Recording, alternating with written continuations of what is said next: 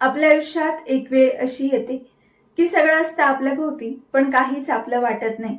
लोक असतात पण संवाद हरवलेला असतो.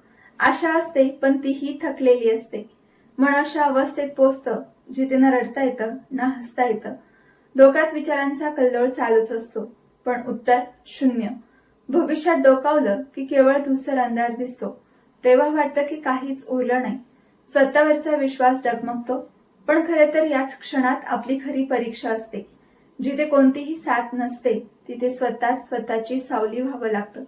मन स्थिर होतं पण चालणं थांबवायचं नसतं. एक पाऊल मग अजून एक. बघता बघता अंधाराच्या छायेतही एक छोटासा प्रकाश दिसतो. कारण तळात गेल्यावरच उंचीची खरी किंमत कळते. हरवल्यावरच सापडण्याची इच्छा निर्माण होते आणि थकल्यावरच मनात नव्याने लढण्याचं बळ येतं. त्यामुळे मन जरी बधीर झालं तरी चालत राहा. कारण हाच अंधार पुढच्या प्रकाशासाठी पायघड्या घालतो. फक्त थांबायचं नाही, निरंतर चालत राहायचं.